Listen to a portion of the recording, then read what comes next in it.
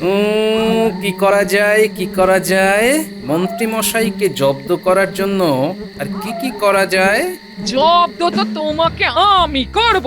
আমি চললাম। দেখি গিন্নি, তুমি আমরা এত রাতে যাচ্ছ কোথায়? যেখানে দু চোখ যায় সেখানেই যাব। আরে বাড়ি থেকে বেরিয়ে দু চোখ খুললেই তো বন আর জঙ্গল দেখতে পাবে। দরকার হলে বন জঙ্গলে গিয়ে থাকবো, কিন্তু দিন রাত এক করে মৌমাছির ভয়ে আমি আর এ বাড়িতে থাকতে পারবো না। ওই মৌমাছির সাথে বসবাস করো তুমি। হ্যাঁ, আমি চললাম। মৌমাছি পেয়েছি গিন্নি, পেয়েছি। এই পেয়েছো মানে কি পেয়েছো? হ্যাঁ, এই দেখো, তুমি আমাকে আর যাই বলো, আমি কিন্তু এখানে থাকবো না। গিন্নি একটু সবুর করো, কালকের মধ্যে ওই মৌচাক হাওয়া হয়ে যাবে। সত্যি তো, তোমার কথা আমার মোটে বিশ্বাস হয় না। হ্যাঁ, আরে বাবা, সত্যি সত্যি সত্যি, একেবারে 3 সত্যি।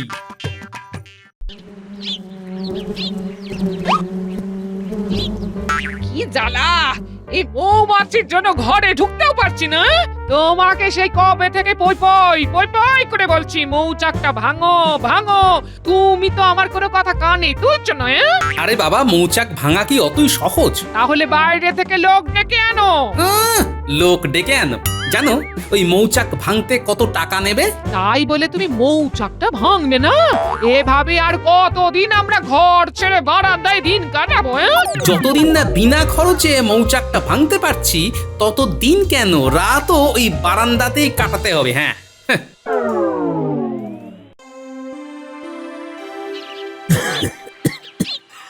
মহারাজ, আপনার তো দেখছি ভালোই কাশি হয়েছে। আর বলো না মন্ত্রী, আবহাওয়ার পরিবর্তনের সাথে সাথে শরীরে ঠান্ডাটা বেশ ভালোই লেগে গেছে। আসলে বয়স হচ্ছে তো। বয়সটা আপনার নয় মহারাজ, রাজসভার বাকি সদস্যদের হচ্ছে। তার মানে কি বলতে চাইছো মন্ত্রী?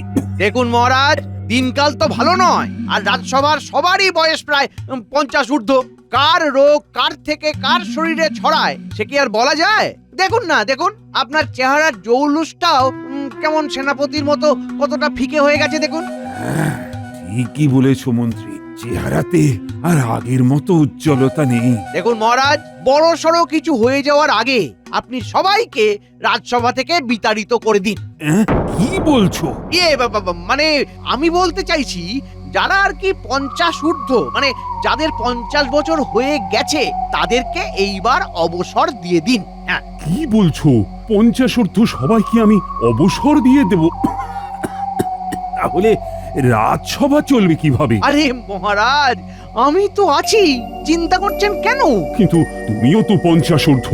দেখুন মহারাজ, এত বড় রাজ্যপাট তো আর আপনার একার পক্ষে চালানো সম্ভব নয়। একজনকে তো থাকতেই হবে। আর রইল বাকি রাজসভার বাকিদের কাজ। আসলে সারা বছর ধরে বাকিরা যা কাজ করে, তাতে আপনার শুধু শুধু সমস্ত মাইনের অর্থ জলে যায়। তার থেকে আপনি যদি আমার বেতনটা দ্বিগুণ করে দেন, তাহলে আমি একা হাতেই সব সামলে নেব। এতে আপনার অর্থ বাঁচলো আর শরীর দুটোই ঠিক রইলো। কথাটা তুমি মন্দ বলনি। তবে গোপালকে কিন্তু ছাড়া যাবে না। গোপালকে রাজসভাতে রাখতেই হবে। মহারাজ, আপনি নিশ্চিন্তে থাকুন, গোপালের কাজও আমি সামলে নেব। হ্যাঁ, না না মন্ত্রী, তুমি যাই বলো না কেন, গোপালকে আমি ছাড়ছি না। আর গোপাল আমার সাথে না থাকলে কেমন যেন শরীরে বল পাই না। তাহলে আমি এখন আসছি মহারাজ, রাজসভায় দেখা হবে।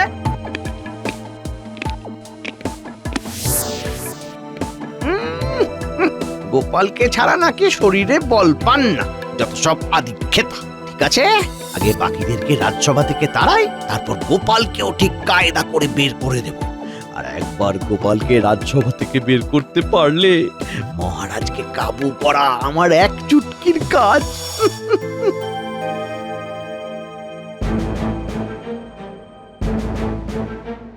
না না মহারাজ, এটা আপনি কি বলছেন?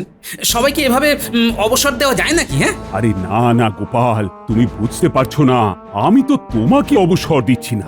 মহারাজ, আমাদের এইভাবে অবসর দিয়ে দিচ্ছেন, বাকি দিনগুলো আমাদের কিভাবে চলবে একটু ভেবে দেখুন। চিন্তা নেই সেনাপতি, চিন্তা নেই।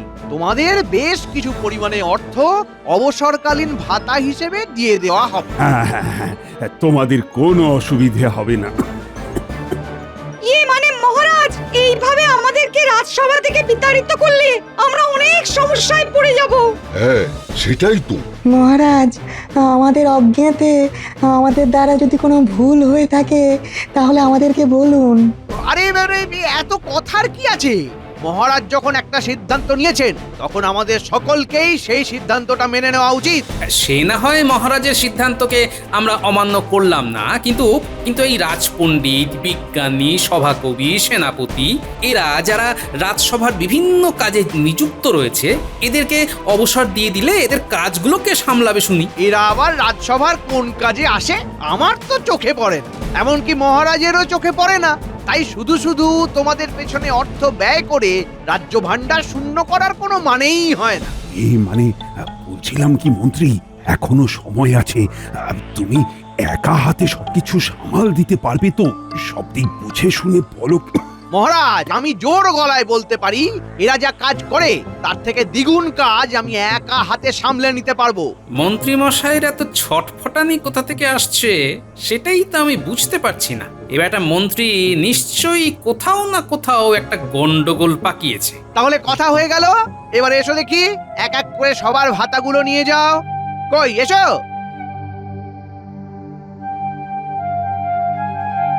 নিন মহারাজ, নিন।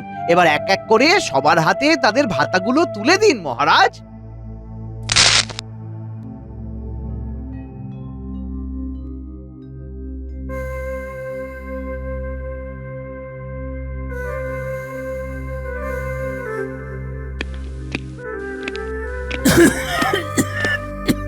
গোপাল, গোপাল তুমি এসেছো? হ্যাঁ মহারাজ, আমি তো এসেছি, কিন্তু আপনার যা কাশি হয়েছে দেখছি, আপনি এই অবস্থায় রাজসভায় বসতে পারবেন? না না গোপাল, আমার শরীরটা বড্ড খারাপ। সভায় আর বসা হবে না। তুমি তুমি বরং বাড়ি ফিরে যাও। যাবার পথে তোমার এই মাসের মাইনেটা কিন্তু রাজকোষ থেকে নিয়ে যেও। রাজকোষ এখন কার দায়িত্বে আছে মহারাজ? মন্ত্রী মন্ত্রী সবটা সামলাচ্ছে। একা হাতে যে এত কাজ সামলাতে পারে সত্যি আগে জানতাম না। হুম, বেড়ালকে মাছ পাহারার দায়িত্ব দিয়েছেন মহারাজ। যাই গিয়ে দেখি মাছটা অক্ষত আছে কিনা।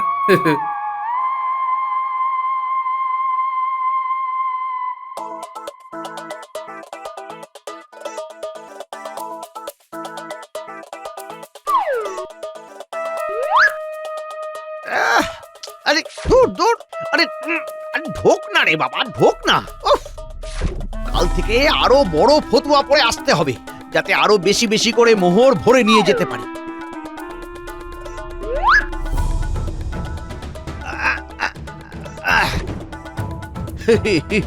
ফতুয়া ভরে মোহর নিয়ে নিয়েছি। এইভাবে প্রতিদিন মুঠো মুঠো মোহর সরাতে পারলেই দুদিনেই আমি কৃষ্ণনগরের দ্বিতীয় রাজা। এবার শুধু বুদ্ধি করে বাকি রাজসভাসদদের মতো গোপালটাকেও এই রাজসভা থেকে বিতাড়িত করতে হবে, তাহলে একেবারে কেল্লা ফতে। আচ্ছা,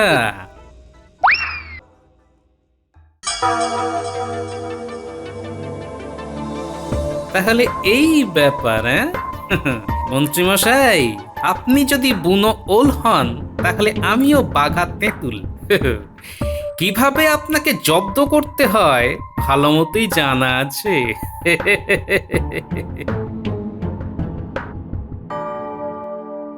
কিরে, খবর কি তোদের?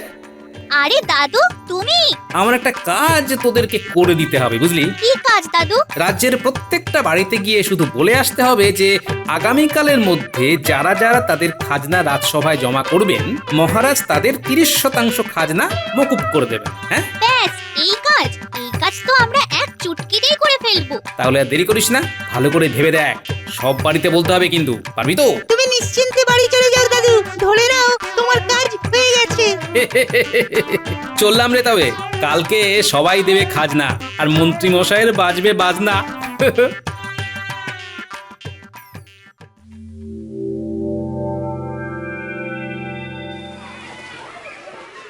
মন্ত্রী মশাই, আমার খাজনা তো আগে নিন। তো বৌমার খাজনা আগে নেবে মানে?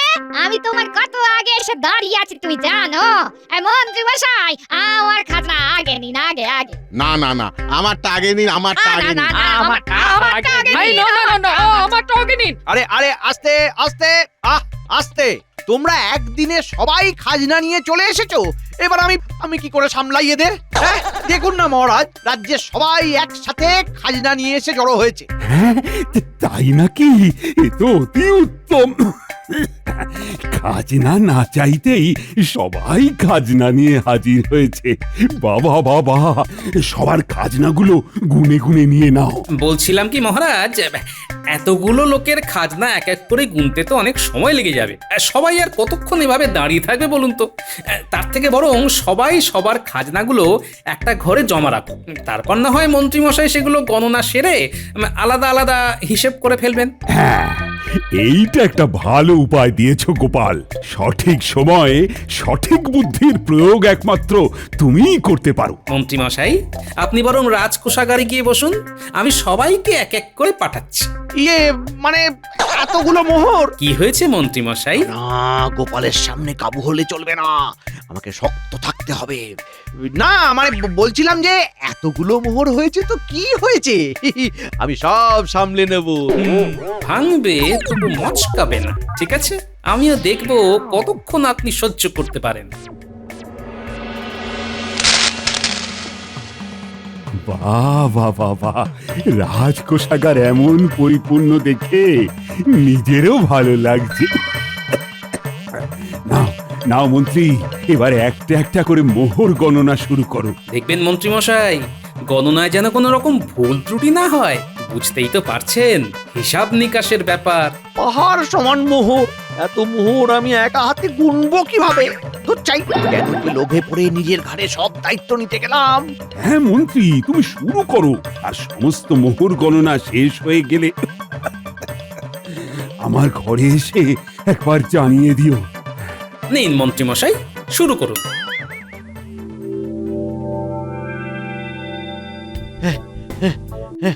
এই 10,025, 10,026, এই 10,027।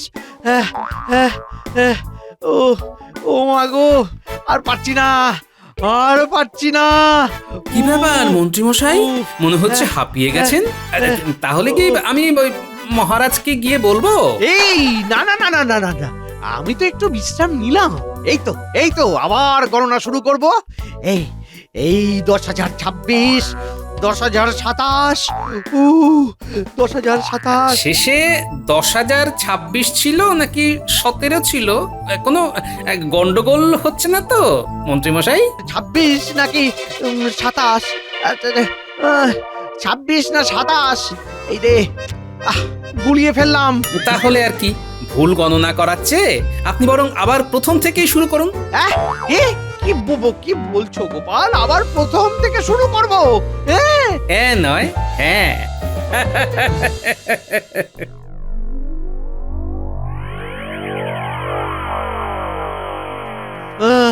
98, 99, 100, 230, 235, 280, 500, 578, 579, 500। এই যা, আবার গেল।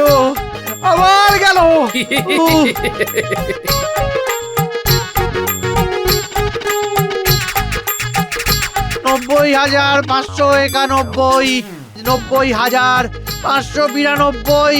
আরে এই হলো 90,000। 593। যাক, অবশেষে তাহলে মোহর গণনা শেষ হল। যান, এবার মহারাজকে গিয়ে খবরটা দিয়ে আসুন। গোপাল, আমার আর ওঠার শক্তি নেই গোপাল, আমি একটু এইখানে বিশ্রাম নিতে চাই। হ্যাঁ, একটু বিশ্রাম নিতে চাই গোপাল। এই যে গোপালের গেড়াকল মন্ত্রীমশাই, এখান থেকে ছুটি পাওয়া অত সহজ নয়।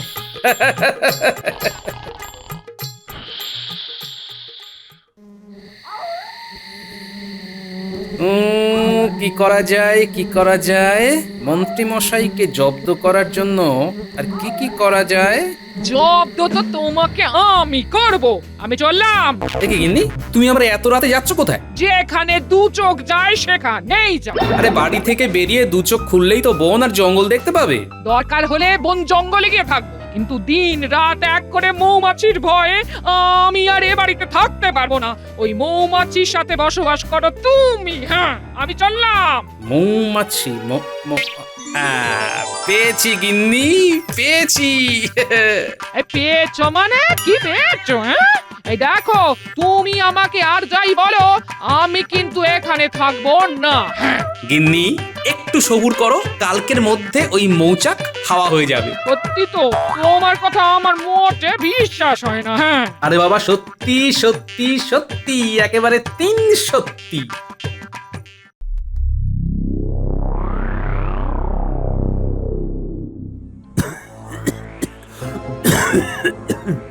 না না মহারাজ, এবার কিন্তু আপনার শরীরের কথাটা একটু চিন্তা করা উচিত। হ্যাঁ হ্যাঁ গোপাল, তুমি ঠিকই বলেছ, কাশিটা একটু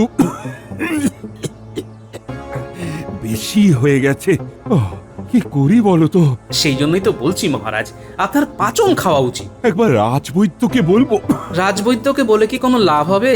কোনো কিছু আগে পিছে না ভেবেই তো আপনি রাজবৈদ্যকে অবসর দিয়ে দিলেন। এখন কি আর রাজবৈদ্যকে বলে কোনো লাভ হবে মহারাজ? তাহলে তাহলে কি করি বলো তো গোপাল? মহারাজ, ওই রাজবৈদ্যর সাথে তো আমার মোটামুটি ভালোই সম্পর্ক ছিল। মাঝে মাঝে তার বৈদ্যশালাতেও যেতাম। সেখান থেকে আমি যতদূর জানি, মানে ওই রাজবৈদ্য বলতো আর কি, খুব কাশি হলে নাকি খাঁটি মধু খেলেই কাশি এক্কেবারে সেরে যায়। তাই নাকি? আটি মধু?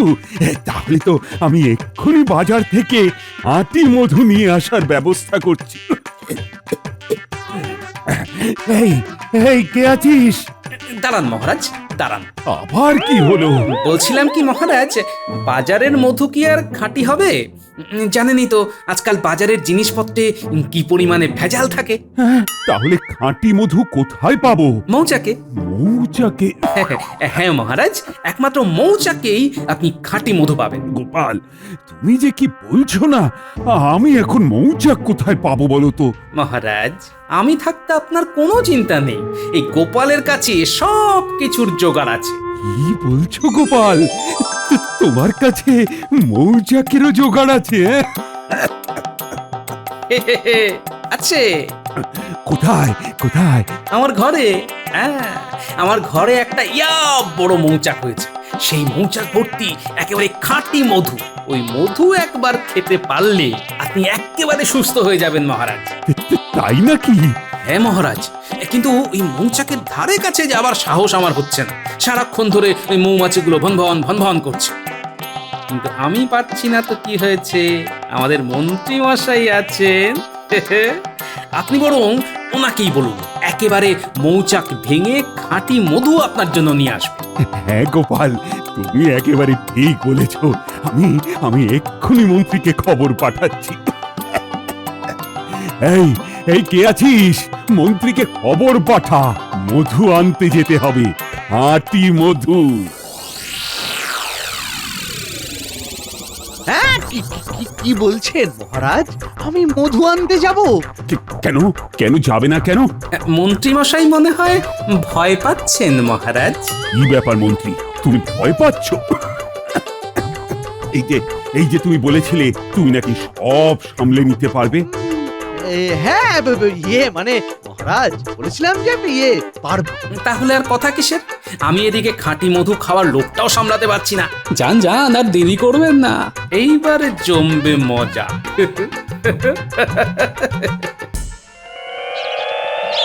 নিন মন্ত্রী মশাই, এবার এক পা দুপা করে এগিয়ে যান। মানে গোপাল। আর কোনো মানে বোঝাতে হবে না মন্ত্রী মশাই, যান। ওরে বাবারে, ওরে বাবারে, আজকে যে কপালে কি আছে একমাত্র ঈশ্বরই জানেন। কি আছে কি আছে? বাবারে বাবারে বাবারে বাবারে, কত মৌমাছি! সামনে আগালেও বিপদ, পিছলেও বিপদ। বিপদ বিপদ, পিছনের বিপদটা আরো ভয়ঙ্কর। না না, মনে সাহস আনতে হবে, যা হবে দেখা যাবে। এই হুশ হুশ, যা যা যা আরে যা না বাবা যা যা হুশ হুশ এই হুশ যা যা না রে হুশ এই হুশ এই মৌমাছি হুশ ওরে বাবা গো ওরে বাবারি ওরে বাবা গো ওরে মা গো কে আছো বাঁচাও বাঁচাও বাঁচাও কে আছো বাঁচাও বাঁচাও ওরে বাবা রে ওরে বাবা রে ওরে ওরে বাবা রে ওরে মা পড়ে গেলাম ও বাবা গো পড়ে গেলাম মশাই বাঁচতে চাইলে তাড়াতাড়ি ওই পুকুরে ঝাঁপ দিন।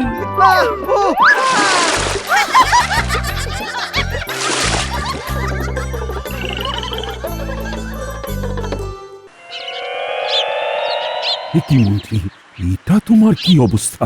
মহারাজ মহারাজ মৌচাক ভাঙতে গিয়ে আমার এই অবস্থা হয়েছে। মহারাজ আমাকে ক্ষমা করে দিন, আমি আর আপনার এত দায়িত্ব সামলাতে পারছি না। হ্যাঁ, সামলাতে তো পারছো না, তাহলে দায়িত্ব নিয়েছিলে কেন? আমি আর দায়িত্ব নিতে পারবো না মহারাজ। মহারাজ আমার ভুল হয়ে গেছে, খুব ভুল হয়ে গেছে মহারাজ। তাহলে আমার খাঁটি মধুর কি হবে? চিন্তা নেই মহারাজ, মন্ত্রীমশাই পারেনি তো কি হয়েছে, আপনার বাকি রাজসভাসদগণ তো আছে। কই গো, কোথায় গেলে সব? এসো এসো এসো। এই যে মহারাজ, আপনার খাঁটি মধু একেবারে মৌচাক ভেঙে নিয়ে এসেছি। হ্যাঁ, সেনাপতি তুমি? এই যে মহারাজ, আপনার পাচন এই নিন ধরুন। এই মধু মিশ্রিত পাচন খেলেই আপনার কাশি একেবারে সেরে যাবে। মহারাজ, মৌচাকের এই খাঁটি মধুটি আমি বৈজ্ঞানিক পদ্ধতিতে আরেকবার পরিশ্রুত করে দিয়েছি। হ্যাঁ, এই মধু খেলে আপনার শরীর খুব ভালো থাকবে। তোমরা এসব আমার জন্য করেছো? হ্যাঁ হ্যাঁ মহারাজ। দেখছেন তো মহারাজ, যাদেরকে আপনি অকেজো ভেবে অবসর দিয়ে দিলেন তারাই আজ আপনার কাজে আসলো তো। সত্যি সত্যি আমার নিজের খুব লজ্জা বোধ হচ্ছে। আমি যাদের কথা একবারও ভাবলাম না, তারা আমার জন্য এত কিছু করলো। আমি তোমাদের কথা দিচ্ছি, আমি তোমাদের সবাইকে পুনরায় রাজপদে নিয়োগ করব। আর এই সব কিছু হয়েছে মন্ত্রীর জন্য। আমার কানে পুষ্মন্ত্র দিয়ে কান ভারী করা। মন্ত্রী, তোমাকে তো আমি শুলে চড়াবো। দরকার নেই মহারাজ, মন্ত্রীমশাই এমনি মৌমাছির হুলে পুরো তুলতুলে আলু মাখা হয়ে আছেন।